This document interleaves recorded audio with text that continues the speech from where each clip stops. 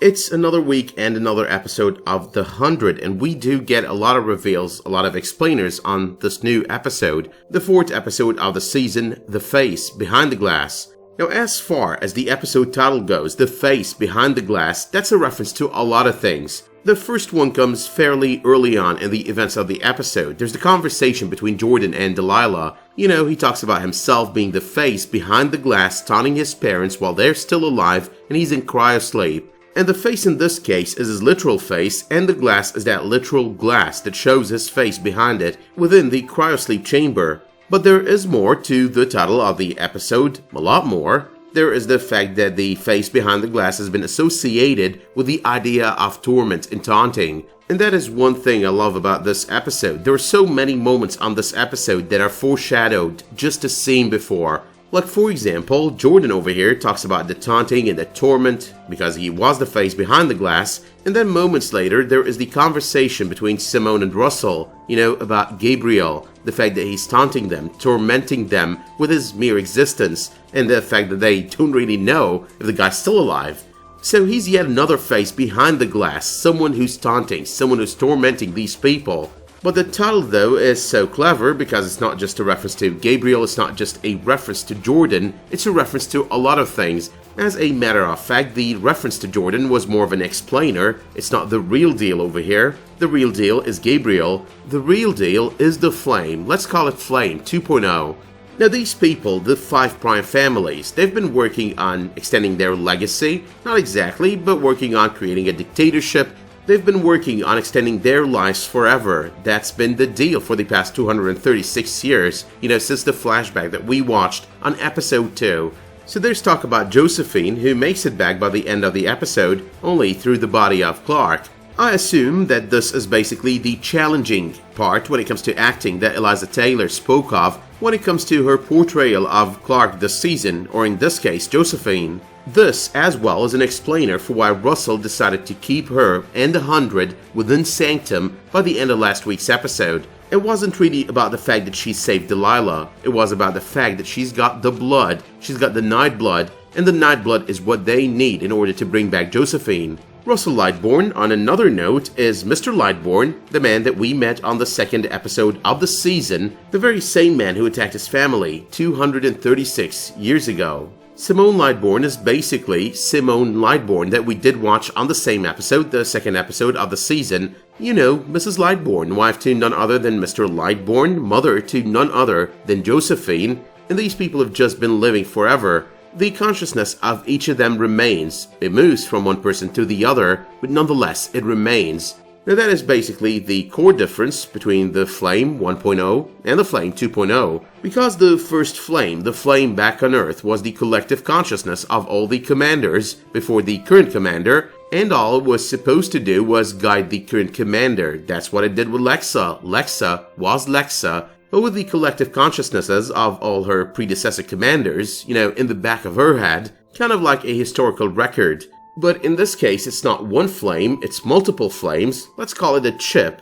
And that chip basically moves from one person to the other. And that chip is about no historical record in the back of your head. It's about your head. That chip is a whole new level of domination and immortality, of course. It gets implanted in you, and you become the person it belonged to, rather than yourself. You forget everything about yourself. That's kind of evident with what happens with Delilah, you know, forgetting all about Jordan, because now she's Bryce's mother. That is kind of evident as well from the words of Killian, the doctor that checks on Clarke and Delilah early on in the events of the episode, and the very same doctor that Clarke ends up sleeping with and ends up using the paralytic on her. And that's when he tells Delilah that everything about her abduction by the children of Gabriel is gonna be all like it never happened. She's gonna completely forget it because all the memories she's gonna get after that point are the memories of Priya. So yeah, the memories from the chip that's going to be implanted in her during the celebrations and festivities of Naming Day. With that being said though, let us talk about the overall events of the episode and our usual stray comments at the end of each video. Number 1, Clarke is now gone. Pretty much she is Josephine now. But however though, I trust the series is going to find a way to bring Clarke back. Sometime sooner or later, Clarke is going to make it back.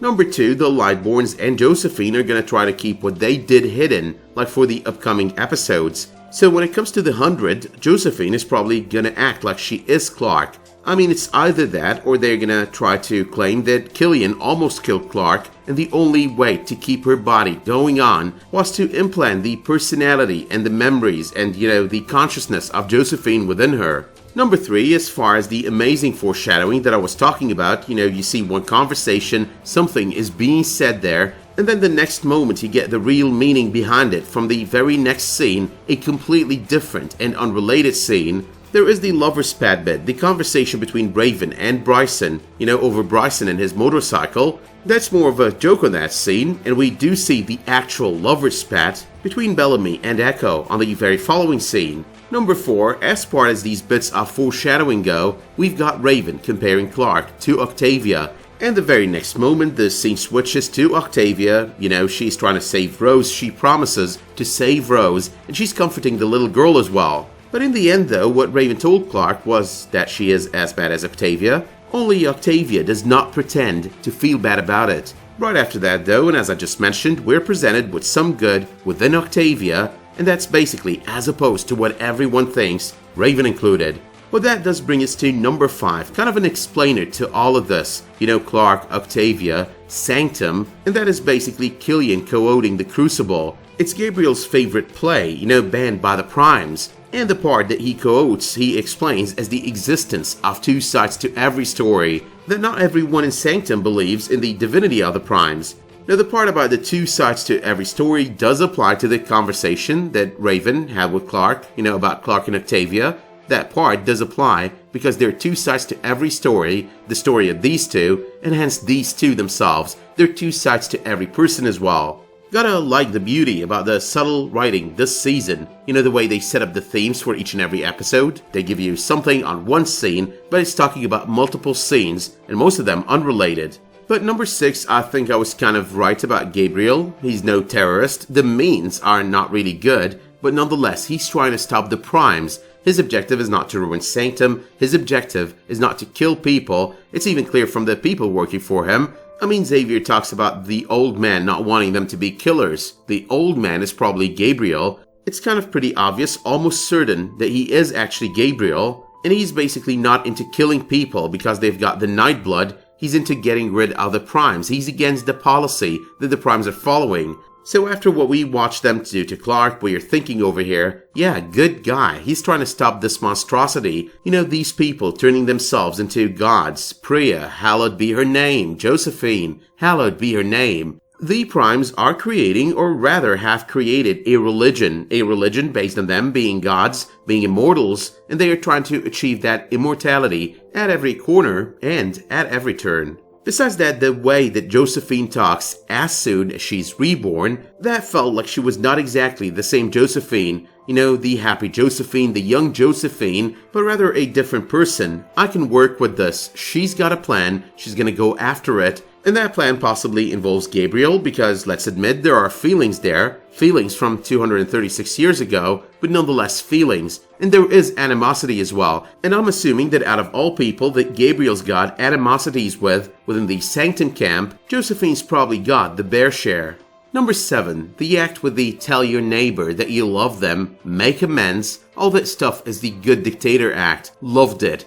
This guy's pulling all the stops in the dictator handbook. Not all dictator handbooks are the same. Not all of them are killers. Some of them try to get you to do what they want, no matter how harmful it is to you, by basically sweet-talking you. That's what he's doing over here. He's sweet-talking everyone. But speaking though of the nice guy, the kind guy act, the sweet talker act, number 8, I think that he's trying to butter up Kaylee because he is afraid of what she'd do next. After all, he's demonstrated that immortality means nothing without the people that you love, without them being immortal as well. You can see that on the final scene when he talks about Josephine. And Kaylee over here is an immortal woman who's got none of her family, not even their flames or their chips. They're gone, their chips are gone, they've all been taken by the children of Gabriel. There is no coming back from that. Now, in my personal opinion, I'm almost certain that Russel is pretty excited about what happened to Kaylee's family. The possibility does even exist that he did shut that door on purpose, try to make sure that they don't make it in.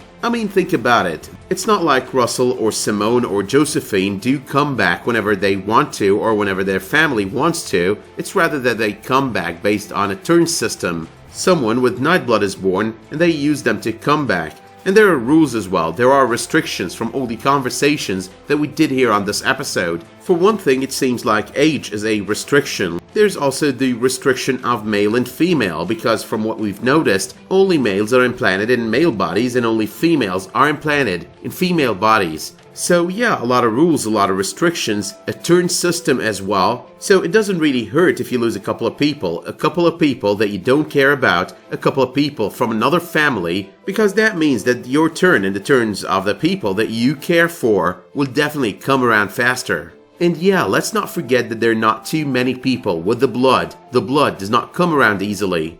Now, I know this point is taking a lot of time, but there's also a subtle reference on this episode that kind of tells you what's going on. There's the Godfather reference. Okay, I'm gonna admit it, I do love mentioning the Godfather. I mean, for someone who watches the Godfather religiously, that's just a given. I'm always gonna mention it whenever there's a chance. But seriously, there was a reference. So the episode keeps referring to the Prime families as the 5 Prime families, and the moment that I heard it kind of reminded me of the 5 Prime families of New York. Think about it, the phrasing, the 5 Prime families, the 5 Prime families, the use of the number 5, it was all probably influenced or inspired by the Godfather Part 1 and the Godfather Part 2, because that term we do hear a lot during the hearing on the Godfather Part 2. Now, what was one thing that Michael Corleone on The Godfather might have in common with Russel? It's the wiping of all the other families at the end of The Godfather Part 1 and at the end of The Godfather Part 2. The man was all about wiping anyone who competes with him. It's not just about his enemies, as he does state to Tom Higgins. Even Tom Higgins is not so approving at the end of The Godfather Part 2 about what Michael is doing.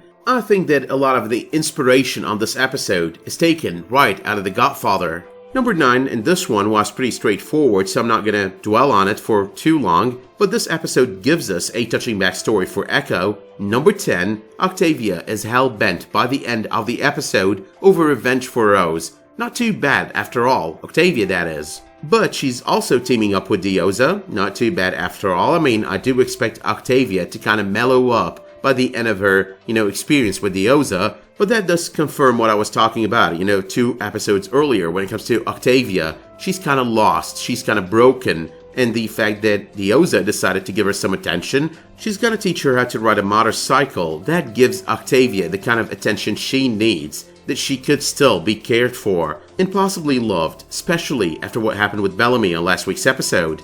Number 11, I think that the savior, when it comes to Clarke, the person who's going to end up saving Clarke, that's going to be Maddie. Or to be more precise, in order to get her memories back, that's going to be the flame within Maddie. I don't think the mention of the flame, the mention of Maddie having the option to lose the flame if she didn't want it, that was basically the conversation between her and Clarke. I don't think that's just for the sake of the mention, or that's just for the sake of giving her the option. I think that's a lot more. I think that's all about the flame being the savior when it comes to Clarke, and of course that's about the vision of that previous commander that we did see on the trailer for the season.